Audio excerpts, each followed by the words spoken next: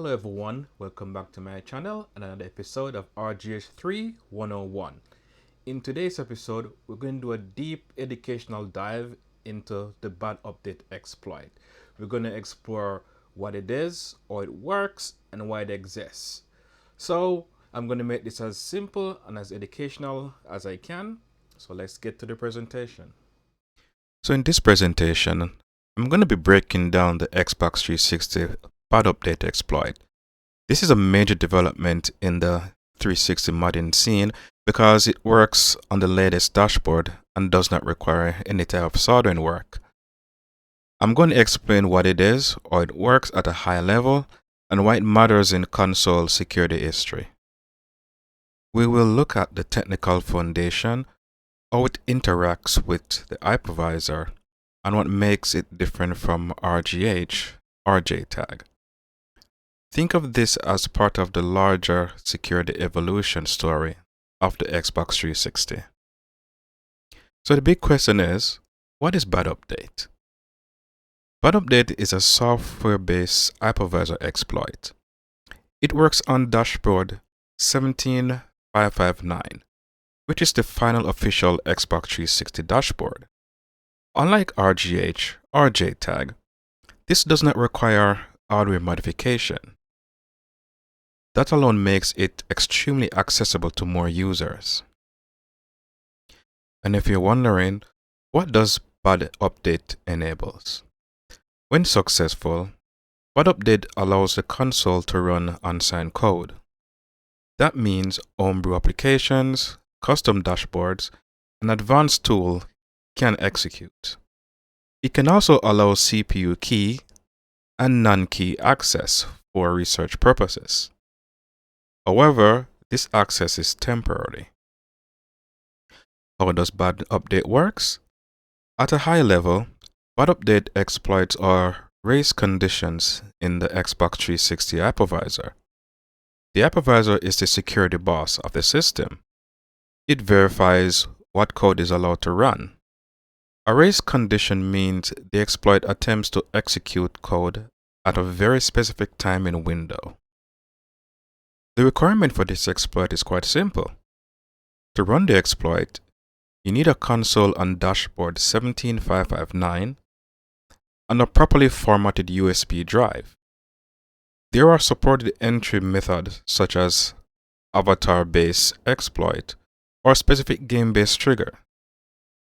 Payloads files are placed on the USB drive and launched through the entry point. So you may be wondering, what are the significance of the entry points? Well, entry points are important because they are how we reach the vulnerable state. Some methods use modified avatar data, others rely on specific game behaviors to trigger execution.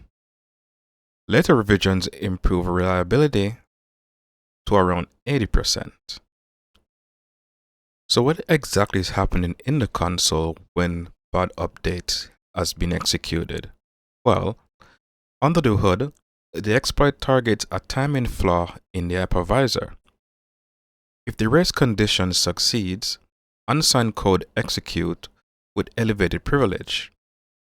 If it fails, nothing permanently happens. You simply just try again. And once the console power off, everything resets, and you have to do the method all over again. You may be asking yourself, why does bad update exist? Without the previous modding method, such as JTAG and RGH, why was this brought into existence? Well, bad update exists because researchers continue to study the Xbox 360 security model. Even years after official support ended, vulnerabilities were still discovered. This exploits lower the barrier to entry compared to hardware-based modification. With every method in modification, there are pros and cons. The pros are no soldering, wide capability, and software-only execution. So consoles such as the Winchester, which cannot be modified through RGH or JTAG, this method will work on those consoles. The cons are also important. It is not persistent and may require multiple attempts. So upon running bad update the first time, the exploit may not be executed and you may have to restart and go again. This does not replace RGH for users who want a permanent modification, because this type of modification requires you to do it again once you turn off the console. The community impact has been significant. It renewed interest in the Xbox 360 security research. It also demonstrated how a layered security system can still contain timing-based weaknesses. It's important to discuss legality and ethics. Modifying consoles can violate service terms and void warranties.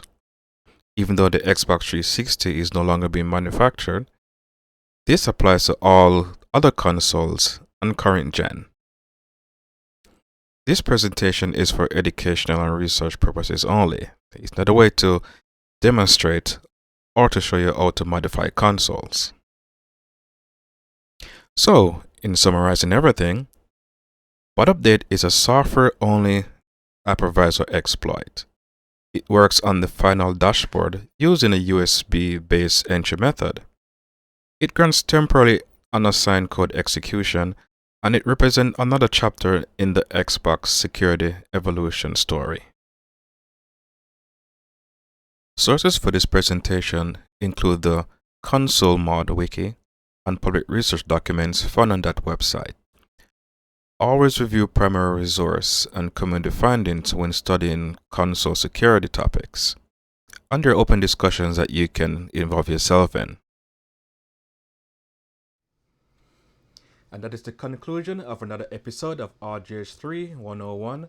I hope you find it quite educational and based on the deep dive that I've did. And I also provided my source. So I hope you enjoy, and I thank you for your support. So like and subscribe, and I'll see you in the next episode of RGH3 101.